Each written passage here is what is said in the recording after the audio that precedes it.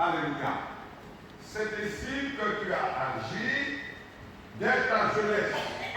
Et j'ai compris une chose, chers bien-aimés, que des fois, les parents n'ont pas été sincères avec Dieu, leurs enfants ne sont pas sincères avec Dieu, et leurs petits-enfants ne sont pas sincères aussi avec Dieu. Ce que je voudrais vous faire remarquer, chers bien-aimés, que le temps est venu maintenant pour se lever et servir le Seigneur. La réunion, le thème de vendredi, c'était quoi? L'espoir et marche. Pourquoi faites-vous la sourde oreille lorsque Dieu veut vous aider? Pourquoi êtes-vous toujours dans un combat? Le Seigneur vous dit, voilà ce que vous ferez. Et tout de suite après avoir laissé l'église, je ne le ferai pas, ce sont mes paroles. Mais c'est votre problème. Alléluia. Le Seigneur est ému de compassion pour son peuple. Un peuple qui est rebelle, un peuple qui veut faire à sa tête, un peuple qui est en train de gémir, un peuple qui est en train de s'apitoyer sur aucune aide.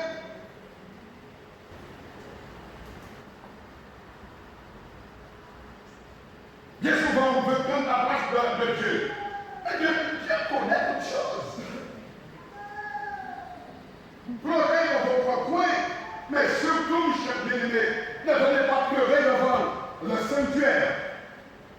Car ça ne plaît pas à Dieu. Ça veut dire que vous ne faites pas confiance à Dieu. Un homme de Dieu doit avoir une connexion, une relation qui le tient toujours debout. Parce qu'après, on aura besoin de vous. Et si vous êtes déjà par terre, comment pouvez-vous aider quelqu'un? Il faut savoir prêcher. Et David a dit, il faut savoir que tout concourt au bien de ceux qui aiment Dieu. Si vous avez choisi, chers bien-aimés, je dirais, vous avez fait le choix de marcher, quel que soit ce qui arrive, quelles que soient les circonstances avec Dieu, vous aurez des représailles, vous aurez des combats, mais dites gloire à Dieu pour toutes choses. Dites-le s'il vous plaît. Gloire à Dieu pour toutes choses. Gloire à Dieu pour toutes choses. Gloire à Dieu pour toutes choses. Ton mari t'a laissé, ta femme t'a laissé, tes enfants ne veulent pas, etc. Et tout, c'est combat. Gloire à Dieu. Amen. Tu veux m'amener à un plan. Tu veux m'amener à un plan. Je suis dépassé peut-être par la situation de toi. Tu n'es pas dépassé par la situation.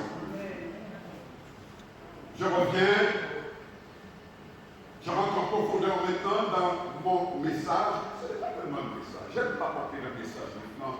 J'aime plutôt, je dirais, discuter avec vous cœur à cœur. Pas la peine, mes bien-aimés, je ne suis pas appelé, je n'ai pas les compétences pour monter dans une dimension avec de belles paroles. Je n'ai pas tout ça. Mais par contre, comme je suis terre à terre, je vous dirai simplement, celui qui pêche, c'est comme un chien qui a vomi, qui revient sur sa vomissure. C'est pour moi. Parce que ça illustre, je dirais, l'horreur du péché devant Dieu. Et là, je parle à chacun de nous. Je me parle aussi.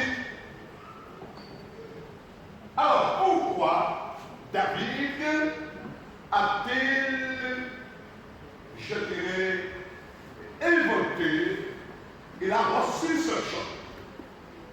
Le psaume a été écrit pour qu'Israël se rappelle la raison qui a fait de lui l'objet de tant de jugements sévères tout au long de sa vie, pendant 40 ans.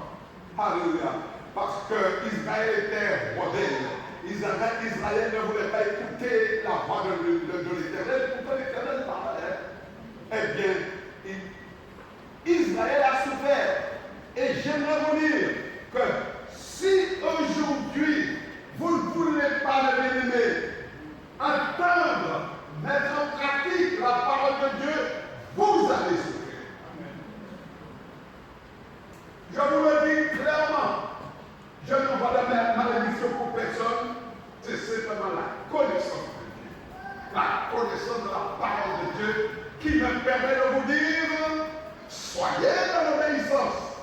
Maintenant, si vous voulez faire, je dirais, vous voulez mettre Dieu à l'école, mettez-le à l'école, c'est votre problème.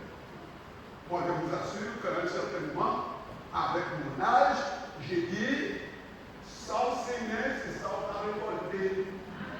Amen. Et moi, personnellement, je dirais que mon temps, j'ai fait mon temps à parler, à éduquer, à cheminer, à accompagner. Maintenant, de délivrer. S'il n'y a pas de vraie repentance, si vous n'avez pas le désir de servir le Seigneur, ce n'est pas la peine de venir me voir. Amen. Il y a un moment, cher bien-aimé, il faut prendre ses responsabilités. Je prends mes responsabilités. Alléluia.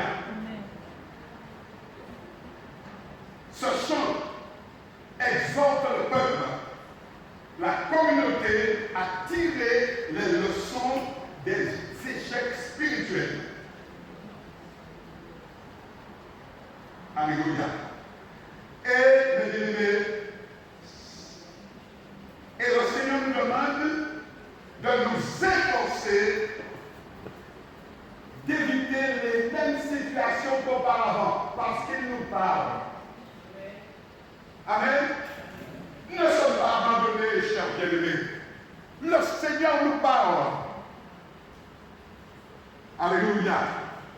Et parce que le Seigneur nous parle, mes bien-aimés, je peux vous le dire. 30 ans de ministère, un peu plus, mais je vous dirai que toutes les solutions se trouvent à notre portée dans la parole de Dieu. Amen. Évangéliste, toutes les solutions, la victoire, la puissance, tout se trouve dans la parole de Dieu. Tout simplement, c'est vouloir y entrer. On ne peut pas marcher sur deux voies. On ne peut pas marcher sur deux voies. Alors aujourd'hui tu es là, à droite, le lendemain tu es à gauche. Alors qu'est-ce que c'est ça? C'est quoi ça? Si vous ne pouvez pas garder le chemin, cher ami, je parle avec mon cœur. Donc pas dire que moi je suis allé dans le gars, je parle avec mon cœur. C'est-à-dire que je ne parle pas aux gens de la rue, je ne parle pas aux Américains, je ne parle pas, mais je parle à l'Église. À tout ce qui est caché, à tout ce qui est enfoui, et qui a du mal à servir le Seigneur. Venir se tromper dans une église de bien-aimés, ça ne sert à rien. Mon fils, tu m'en fais, mon fils, tu m'en fais, il me fait des mots. Et puis vous croyez que vous êtes sauvés? Non! Dites à autour de vous, non, vous ne serez pas sauvés. Le Seigneur a dit que si vous demeurez dans ma parole, vous ferez encore de plus grandes choses comme moi. C'est moi qui vais vous dire, mes bien-aimés, de faire ceci, de faire cela. Alléluia. Le Seigneur ne l'a pas fait, c'est pas moi qui vais le faire. Amen. Alléluia. Chers bien-aimés, les objectifs que je veux atteindre, ça que je vais vous montrer. Premièrement, qu'il faut toujours s'appuyer sur Dieu. Matthieu 4, verset 10. Matthieu 4, verset 10. Matthieu 4, verset 10. 10, 11. 10, 11. Jésus lui dit, retire-toi, Satan, car il est écrit, tu adoreras le Seigneur, ton Dieu, et tu le serviras lui seul. L'Église, peuple de Dieu, parce qu'il nous a donné une feuille de route. Vous avez assez tourné en rond. Allez, dans les nations et partout. Et prêchez la parole de Dieu. Vous voyez que vous allez prendre les âmes comme ça. Si vous ne faites pas ce que Dieu vous demande, eh bien, écoutez-moi. Il y aura beaucoup d'esprits à chasser.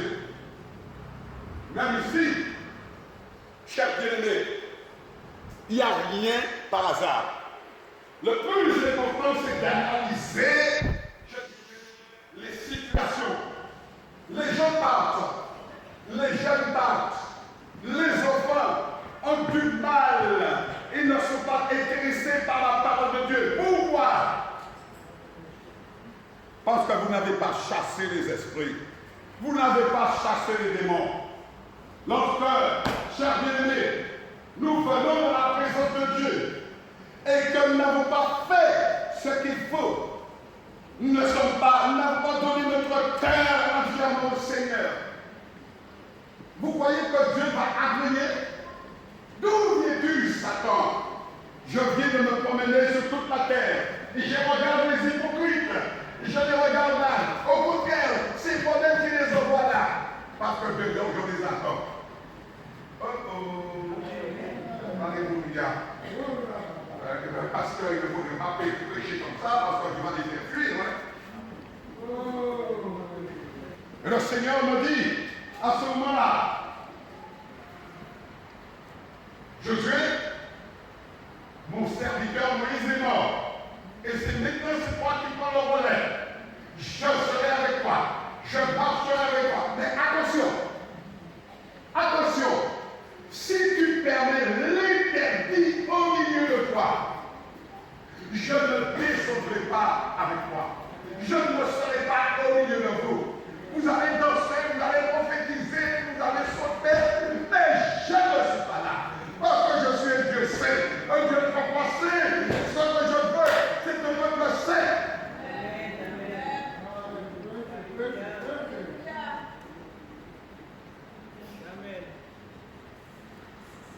Un peuple saint. Quand je suis venu au Seigneur, je ne connaissais pas toutes ces choses. Je n'étais pas saint. C'est de la poubelle qu'on a été me chercher.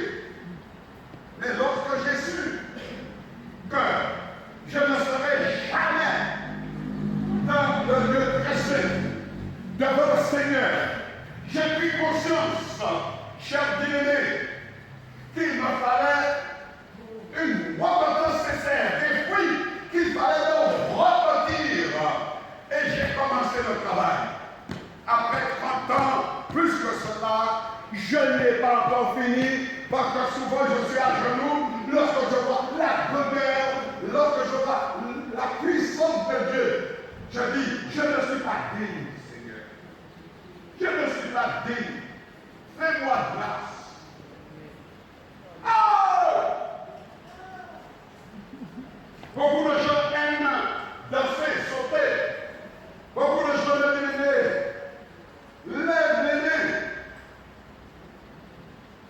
Mais ils apprennent qu'ils ne sont pas dans les conditions. En tout moment, on les va venir devant le sanctuaire pour demander pardon, pour vraiment chercher leur salut. C'est trop honteux. C'est trop honteux. Mais écoutez-moi, chrétiens, l'Église de Dieu, vous ne pourrez pas avancer s'il n'y a pas une attitude de mort à soi-même, de repentance et de vraie conversion. Oh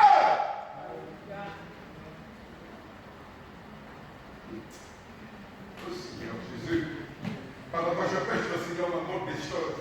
Et le Seigneur me dit, si tu ne fais pas attention, il faut te dire, j'ai mes conceptions, ça c'est moi dans le tâche. Mais moi aussi j'ai mes conceptions, il croit que c'est lui seulement qui connaît Dieu. C'est vrai, vous avez peut-être raison, vous avez vos conceptions, mais le Seigneur est un Dieu d'ordre.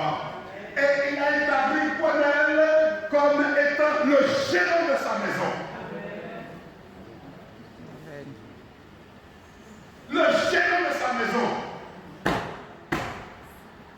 va prêcher l'évangélisme, c'est lorsque le Saint-Esprit me mettra dehors en me disant, gentiment, mon serviteur qui a fait ton travail, maintenant va te reposer. Mais tant que le Seigneur m'a appelé, je continuerai le travail, mes bien-aimés, pour que sa gloire puisse jamais. Oh, alléluia. Je vais rentrer dans un sujet délicat. Mais il faut que le peuple de Dieu soit secoué pour prendre conscience que nous ne sommes pas simplement des artistes. Nous ne sommes pas simplement, je dirais, des gens qui sont là pour faire du cinéma. Non! Ce n'est pas vrai. Nous devons être vrais. Et nous devons, l'Église est là. Nous devons servir de modèle à une génération qui vient. Nous devons servir de modèle à une génération qui vient et qui est en train de périr. La génération est en train de périr. Les enfants qui nous sont confiés, ce sont des enfants qui sont appelés à devenir, je dirais, des serviteurs de Dieu, des femmes de serviteurs, etc., etc. Dieu a mis, Dieu a donné une vision pour l'œuvre qu'il veut créer avec les enfants. Peut-être, mon frère, peut-être ma soeur, tu as échoué, mais parce que tu es dans la présence de Dieu, Dieu a un plan pour tes petits-enfants. Dieu a un plan pour tes arrière-enfants. Simplement, crois au Seigneur. Paye le prix et tu verras. Les enfants doivent aimer l'école du dimanche, aimer venir dans la présence de Dieu. Aujourd'hui, chers bien-aimés, ils sont dans des portables, ils sont dans des jeux, et pour venir à réunion, c'est tout un problème. C'est vous qui avez le problème. Ce ne sont pas les enfants. Parce que vous n'avez pas fait votre travail. Avec les enfants, pour pouvoir vraiment faire un culte familial, je me permettrai de vous dire une chose. Peut-être que vous direz, oui, maintenant ils sont adolescents, ils sont ceci, ils sont cela. Mais il y a un seul chef de la maison, c'est moi. Ce ne sont pas les enfants qui doivent vous conduire, c'est vous. Lorsque vous dites que même tu vises à vous faire, ou bouder, etc. et tout, vous n'avez pas encore, alléluia, vous n'avez pas 18 ans. Lorsque vous aurez 18 ans, si ça ne vous intéresse pas, vous prenez chez vous. Garçon, fille, ça ne vous intéresse pas, vous prenez chez vous. Mais tant que vous êtes sous mon autorité, alléluia, ce que je fais, je crois que c'est bon pour vous. Alors, chers bien-aimés, c'est vous qui êtes dépassés par les événements, parce que vous ne faites pas le travail, et les esprits sont en train de vous manger à la maison. Mais j'enlève le défi, parce que je ferai ce que Dieu m'a dit de faire, la parole de Dieu. Qu'on soit content, qu'on ne soit pas content, je ferai la parole de Dieu. Alors aujourd'hui, les enfants ne sont plus intéressés par le culte, ils ne sont plus intéressés par chanter, ils ne sont plus intéressés par louer, simplement parce qu'on leur a appris une vidéo, on leur a appris ceci, on leur a appris cela, etc. Le temps de jouer est terminé. L'église n'est pas faite pour jouer. L'église est faite pour apprendre aux enfants à se tenir, à s'éduquer, à se former dans la présence de Dieu.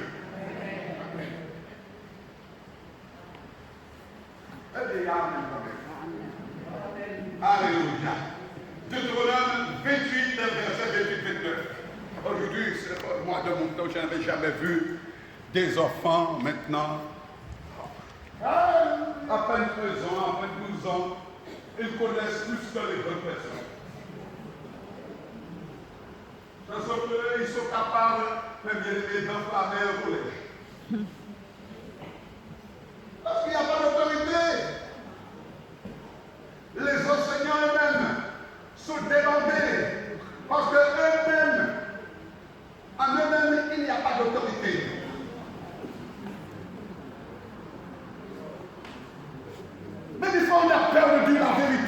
bien-aimés. Et c'est pourquoi aujourd'hui il y a tant de délinquants, il y a tant de gens qui sont perturbés. Parce qu'il n'y a pas d'autorité. Où sont les papas? Où sont les enseignants? Où sont les chefs, je dirais, où sont les maires? Je ne vois pas de pierre, je prêche. Où sont-ils? Où sont les représentants? Où sont les mamies? Où sont les papis qui ne permettaient pas n'importe quoi? Ils sont égarés parce qu'ils refusent la parole de Dieu. C'est vous qui ne leur enseignez pas la parole de Dieu. Vous avez peur? Chers bien-aimés, un troisième point qui nous permettra, je dirais simplement, d'être participants d'une église victorieuse.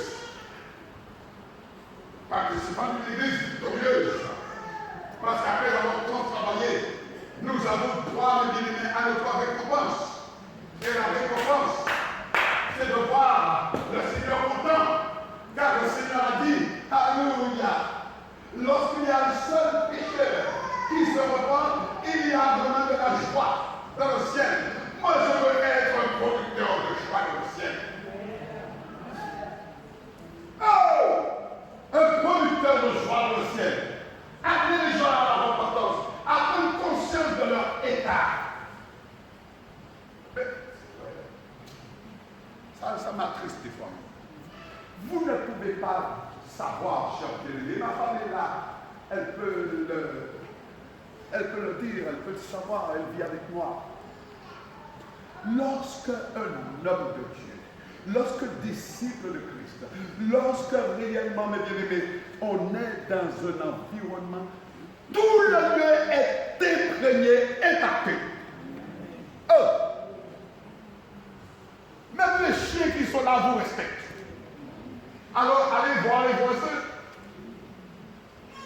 Allez voir les voisins. Et ce n'est pas l'environnement seulement, mais c'est beaucoup plus loin, des kilomètres à la ronde. On sait qui vous êtes. Parce que vous n'êtes pas appelé à vous cacher.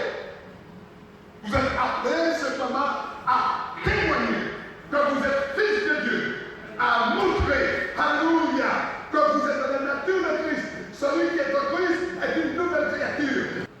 Alléluia. Si je suis en train de blesser quelqu'un, je vous demande pardon, venez me voir et je vais vous confier. Mais je ne vais pas enlever un seul mot de ce que je dis. Alléluia. Somme 33, verset 1-3. Dieu est délicat. Somme 33, verset 1-3. Somme 33, 1-3. Juste, réjouissez-vous en l'Éternel. La louange sied aux hommes droits. Célébrez l'Éternel avec la harpe. Célébrez-le sur le luth à Ticon.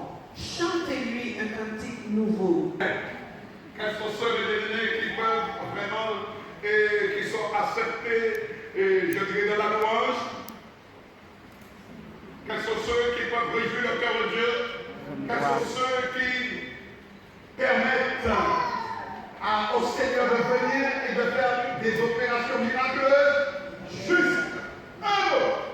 Juste, juste, repentir, sacrificateur, juste. Vous ne pouvez pas venir devant le Seigneur, devant le lieu très saint, même avec le micro, même derrière un instrument, si vous n'êtes pas dans les conditions. Ce que vous perdez votre temps. L'Église est en train de perdre son temps. S'il y a quelqu'un qui dit non, je ne suis pas d'accord avec moi, il n'y a pas de problème. Mais le Dieu que je sers, moi personnellement, c'est un Dieu qui est saint, un Dieu qui est haut, un Dieu qui est élevé, un Dieu de bien-aimé, avec qui on ne rigole pas. Alléluia. je vais essayer de terminer. J'ai repéré un mot qui peut changer notre destinée. Un mot de toute cette, je dirais, de ce psaume de David. Mon peuple, écoute mes instructions. Écoute. Écoute. Écoute mes instructions. Les prophètes nous font savoir qu'il y en a qui se bouchent les oreilles. Qui a déjà vu ça dans la Bible? Je me bouche les oreilles pour ne pas entendre. Pendant que vous êtes en train de parler, eh bien, ils se disent, tout ça va y être comme ça. Ces paroles inutiles. Et puis après, vous êtes étonnés que les gens ont toutes sortes de problèmes. Parce qu'ils ont critiqué la parole de Dieu.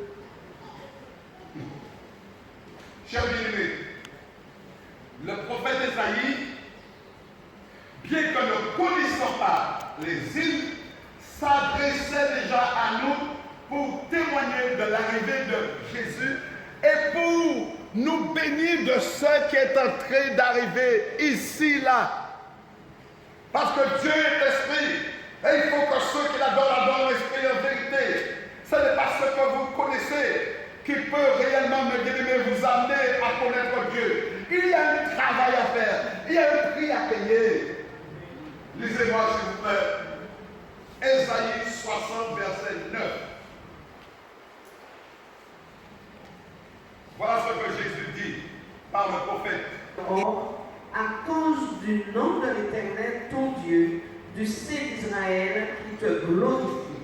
Amen. Amen. Alléluia. Chers bien-aimés, les îles, Jésus disait, les îles espèrent en moi. Maintenant, je peux renverser les trucs, c'est dans la Bible aussi. Les nations espèrent dans les îles. Parce que c'est dans les îles qu'ils vont recevoir vraiment la divinité de Christ.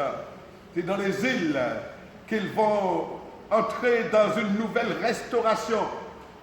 Les îles sont en train de se lever pour leur montrer vraiment que Dieu n'a pas changé. Il est le même hier, aujourd'hui, éternellement. Et aujourd'hui, on croit que ce sont de beaux temples qui attirent les gens. Vous attirez les gens comme dans un cimetière. Mais il n'y a pas un seul qui soit sauvé.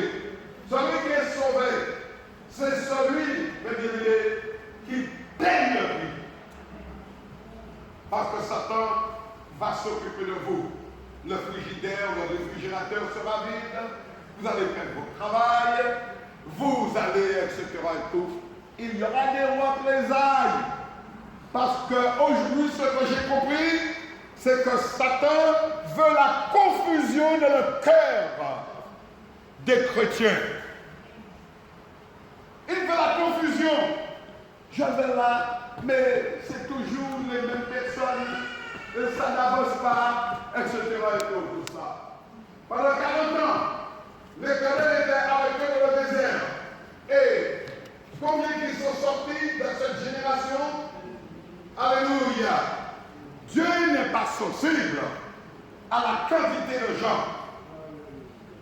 Parce que parmi nous, chers bien-aimés, il peut y avoir des ramassés, il peut y avoir toutes sortes de personnes. Et peut-être seul Dieu sait ces termes qui veulent avancer, qui veulent prier le prix, qui sont prêts à dire Seigneur, me voici.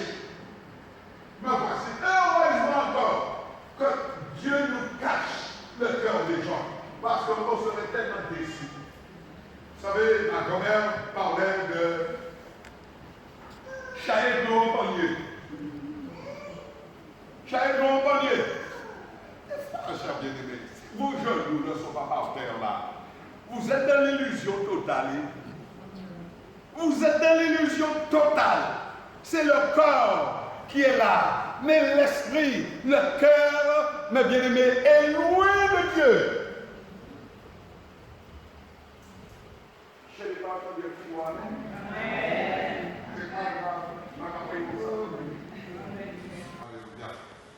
Chers bien-aimés, pour terminer, je vous dirai, j'écoute. Nous ne savons pas écouter. Nous ne voulons pas écouter. Lorsqu'on veut nous parler, eh bien nous sommes déjà sur la défensive et nous sommes prêts déjà à réécouter. On n'a pas le courage d'attendre. Écoute ma parole. On a cette conception. On a sa manière de faire, sa manière d'agir. J'ai appris ça, comme ça, etc. Mais ce que vous ne savez pas, chers bien-aimés, et je vais terminer, ce que vous ne savez pas, que celui qui est en Christ est une nouvelle créature. Les choses anciennes sont passées et toutes choses sont devenues nouvelles. Et à partir du moment où vous priez, à partir du moment où vous cherchez Dieu, eh bien votre nature spirituelle est en train de changer. Toutes les vieilles conceptions adamiques sont en train de partir. Parce que tant qu'il n'y a pas de nouvelle naissance, vous êtes dans la confusion totale parce que c'est la chair. C'est la chair. Tandis que lorsque vous acceptez de mourir à vous-même, lorsque vous acceptez de demander pardon aujourd'hui, même les chrétiens ne demandent pas pardon. Alléluia. C'est un constat. Alors posons-nous la question, pourquoi? Pourquoi? Des pasteurs, des prophètes, de toute la clique. C'est pas ma vergogne. J'ai médité et j'ai compris le pourquoi. Simplement parce qu'à l'église, il n'y a pas de sincérité, il n'y a pas de fidélité, il n'y a pas d'intégrité. Le Seigneur nous demande, chers bien-aimés, d'être vrai avec lui pour que ce soit lui qui prenne les choses en charge. C'est lui, mes bien-aimés. Ce n'est pas l'homme qui peut faire quoi que ce soit. Ce n'est pas avec votre prédication ou votre formation séminaire que vous allez changer quoi que ce soit. Le cœur de l'homme est malade. Le cœur de l'homme est malade. Chers bien-aimés, j'ai un peu exagéré pour vous montrer la vérité. Mais je vous ai donné les directives du Seigneur. Comment le Seigneur nous voit le focus. Voilà comment je vois mon peuple. Mon peuple ne veut pas m'écouter. Mon peuple ne veut pas obéir. Mon peuple ne veut pas faire ce que moi je demande pour qu'il y ait un changement, une transformation, une métamorphose. Et voilà, maintenant, c'est la violence, c'est la drogue, c'est le sexe, c'est le désordre indestructible. À cause de mes serviteurs qui ne veulent pas obéir. Alléluia. Prenons l'autorité de Christ pour pouvoir changer les choses.